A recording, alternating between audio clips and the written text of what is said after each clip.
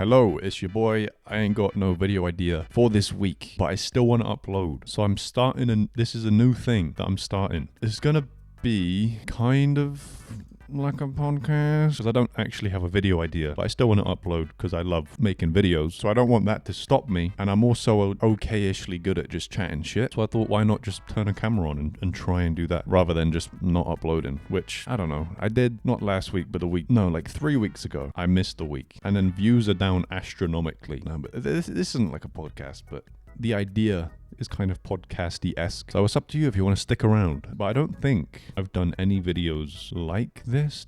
What did I do for my 1,000 subs? It was kind of like this, where I'm not like super locked in on like the content. Like, yes, I include somewhat like personal takes on shit happening, but I don't actually speak like super duper freely. I'm always just trying to make the funniest joke that I can. And maybe if this starts doing okay, I'll make it like a regular thing. So like with my weekly video, I'll upload like a weekly chatting shit, thing. Or maybe it'll just be in place of, who knows? I certainly don't. What's happening this week? What can I talk about? What are the trends? What's the news? I know the news. I'm not going to talk about it because a bunch of people are fucking exploding, and that's not very fun. Don't want to talk about that. This gorilla thing, my sister gave me a good like video idea, and I thought I'd do it in this as the first edition of whatever the fuck this is. And she said, there's this gorilla trend going around, and it's like 100 men versus gorilla. Who would win? Everyone's got a different take, but I want to talk about who would my first 10 men that I would send into the gorilla, who would they be? And I think I've got a list. Number 1, Elon Musk will be the first man challenging this gorilla. You might be wondering why. This guy is the most unathletic looking human I've ever seen. That is precisely why. I just want to see what he's made of. So that's kind of just a personal experiment. Anyway, number 2, Eddie Hall. Basic answer. He would do quite well. You can tell we're getting serious now as well. Number 3, just a big Samoan. Biggest fucking Samoan you can find. I'll have in. Gonna be dropping him and Eddie in like 2 mini fucking peckers on Clash Royale. High damage, high potential. That's why they cost a lot of elixir. Elon Musk, on the other hand, probably cost about 1 elixir. He's one of them little fucking goblins with the sack on his back. So that's 1, 2, and 3 out of the way. Now, number 4, Theo Von. Might confuse you at first, but I'm hoping that he sort of loosens the gorilla up a little bit, Throw some jokes in there, maybe make him laugh. We're just trying to loosen him up, make him less angry, because right now he's seeing red. And then right as the gorilla is distracted, boom, Tyson Fury and Jon Jones on coke. I don't know if Eddie Hall and the big Samoan are still alive. Elon is definitely fucked. I think Eddie would be like on his last breath right as Jon Jones comes like sprinting in. But so far, I think a minor amount of damage has been done. Challenger number 7 is going to be Big John, solely because he's a fucking unit. The size of that man, tank build, high HP, low damage. But he's going to take a while to rip apart. So it's going to give the others some time. Arguably, he should have gone first, but Elon's kind of doing the same sort of thing, just to a lesser degree. Number 8 is Bevo, just because it still annoys me how he chews. I just kind of want to get rid of him, to be honest. The 9th man is just going to be some big gay guy. No, this isn't a reference to that, what is it, Jordan and Peele skit where the guy gets his cheeks clapped. This is just because I need to hit the diversity quotas. And just because he's gay doesn't mean he's not a fucking unit. We're going to get the biggest, toughest fucking gay man ever. And he's going to break all of the stereotypes as he's going in there. This will be a big victory for them. And number 10, we've got Deji. Now, you might think this is a suicide mission, being in the first 10. Extremely dangerous. But these are the big hitters. These are the guys that you want doing most of the damage early on. You want this thing to be tired out and, not prepared for the other 90 men. It's got to fight after this. But a part of me genuinely believes that Deji would just put this in the bag. I think he could do it. I think there's like a 4% chance that this lineup gets the job done. Deji would be like the final piece of the puzzle. We've all seen the boxing prowess. We've all seen the generational talent. I think this would be the final test to see if he truly is the number 1 black person of all time. Not because it's a 1v1. That's not what I'm trying to say. That's fucked up, right? That's not the joke I was going for. What a generational fucking victory that would be. No one else would ever say they've won that fight before. I think he would be coming in like Yuji Itadori at the end of JJK when he comes flying in. Superhero entrance. Fucking Deji has arrived. I think he could have it in the bag. Maybe there's an argument that we take, I don't know, Theo Von out and put Kevin Hart in. And then the big Samoan could be The Rock. Because those two, they pair well. You could have Kevin Hart cracking jokes and The Rock throwing right hands. And maybe that would wind the gorilla, But I think this is a pretty solid top 10. And I definitely think there is a slim chance that they get it done. I think I would put myself at number 11, just so I could watch Deji put the final fucking right hook into this thing's face, you know? You just want to add this gorilla would actually, in this scenario, be taking less men than Bonnie Blue did in 24 hours. But to be fair to the gorilla, this would only take, I don't know, an hour, 2 hours. How long would the fight last? No one's been talking about these things, you know? Humans, we have good stamina. So if this fight drags on a bit, which I don't think it will after Deji, I think this thing could be finished. So yeah, there is my top 10, or my first 10, like, men that I would send after this gorilla. I don't think I'd change it. Okay, now that's out of the way, what else is there to talk about? I don't know, that's sort of the problem of doing something like this. You can't run out of things to talk about. I put into AI, this is how unimaginative I am. I put into AI, what's some things you can talk about on a podcast? And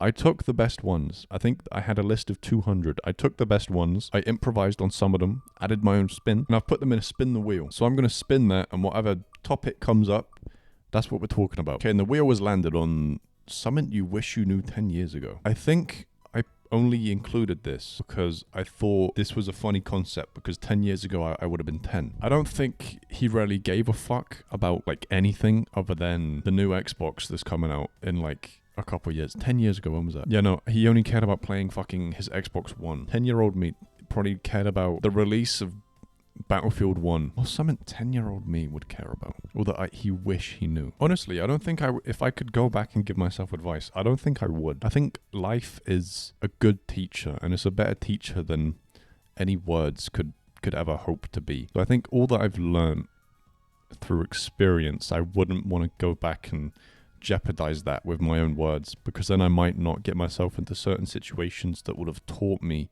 better than the words that I could give myself. But if I had to answer the question, I'd probably say don't get into random vans, because it never goes well. Advice to all 10-year-olds, to be honest, not just me. Advice to all 10-year-olds, don't get in people's vans. Unless it's your dad. But I guess in some cases, not even that. If he's a good guy, trust him. If not, hold your horses, soldier. Your uncles, they're also questionable. No uncle has ever been brought up in therapy for a good reason. I'll leave that at that. Don't eat sweets from people you don't know. And for 20-year-olds, don't take drugs from people you don't know. It's the same shit, really. As you get older, it's just the same advice. You know, the same things are happening, just on a slightly different level, you know? What's that for 30-year-olds? 10-year-olds don't eat sweets from people you don't know. 20-year-olds don't eat drugs from people you don't know. 30-year-olds don't go to yoga classes with people you don't know. What's going to happen at the yoga class? Just a dodgy yoga teacher. That will, I don't know, what's worse? Getting kidnapped as a 10-year-old or having a dodgy yoga teacher when you're 30 and he puts your back out funny. And it's just never the same. What's worse? Because one of them you got to live with, and it's traumatizing, but the other one is just a real pain in the fucking ass. So I'm not sure. I think for me, I'd rather have the 10-year-old one happen, because I feel like I'd be able to get over it well. I'm a mentally strong person. But if my back was fucked, that would just annoy me. On a real though, I genuinely don't think I'd give myself advice. But it's not even advice. The question is something you wish you knew 10 years ago.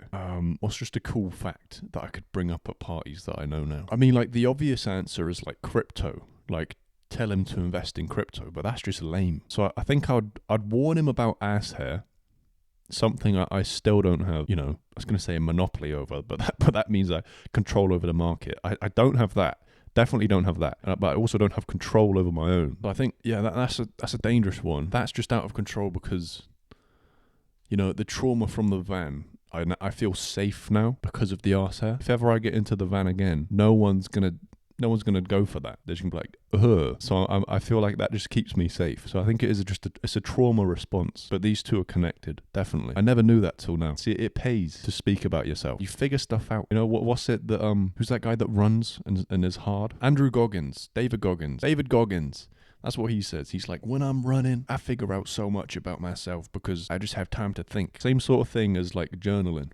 Or doing this, you just find things out about yourself. If I keep talking, maybe I'll become a genius. A person who thinks all the time has nothing to think about but thoughts. What's something else that I wish I knew 10 years ago? Tell you what, one of the biggest disappointments in my life was that wine does not taste like grapes or like grape juice. So I think I'd go back and have that tough conversation. Like, buddy, wine tastes like fucking ass. When you get in the van, you're gonna figure out what ass tastes like, and imagine wine tasting like that. It's just so disappointing. Biggest disappointment of adult life is the taste of wine. You see it in cartoons, TV shows. They're drinking wine. Shit looks like Ribena. It looks so fucking good. And then you take your first sip and you just want to spit it out because it tastes like fermented fucking foreskin. It tastes so terrible. And then you have them rich people that are like, I'm getting hints of Normandy. The fuck do you mean? That is, you can taste like the dirt that it was raised in. Fuck off. No, you can't. It tastes like foreskin. It tastes so bad. Beer and lager taste so superior. But when I was a kid, I didn't romanticize about beer. But I think as a child, you think wine looks yummy. You think it looks tasty, and it just tastes so bad. So I think that and the few other things I've mentioned, that's all I'd let myself know. But like, as for like actual life advice, I think life is a good teacher. Maybe when I'm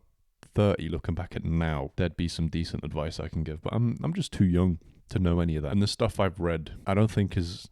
Like, yeah, I could say that, but it's kind of shallow because I haven't lived half of it. Like, I think I saw a thing and it was a guy called Ludwig, big influencer, was like, I kind of want my girlfriend to cheat on me so I can see how I'd react. It seems off topic, but bear with me. And it's because you can tell watching the guy's videos, he's big on reading books and like Stoic philosophy. You know, he kind of sprinkles that in there. And if you've also read the books, you can see that. And then I saw this clip of him and I'm like, he definitely knows what to do in theory when, you know, travesty hits and strikes, you know? But it's one thing to know that. It's another thing to live it, you know? So I think I'd rather live through things, have a bit of knowledge and try to apply it than go around preaching to people and like trying to give myself advice through things I haven't lived, I've only read. Because there's a big difference in theory and practice. So yeah, I'm not sure I would give myself much advice. I don't know if that little tangent made sense. Now I think I'm yapping too much. I have no idea how long this video is going to be. It might be short. It might be super short. My idea is that it's kind of long. Whether it will be or not, I don't have a clue. But I've got 20 seconds left on the recording. I think rule of thumb, I'm going to do, my camera can record for 30 minutes. I'm just going to do one sit, one take, 30 minutes. And you don't get any more than that. I've got 4 seconds left. Thank you for watching if you watched this far. Proper video next week, hopefully. Bye.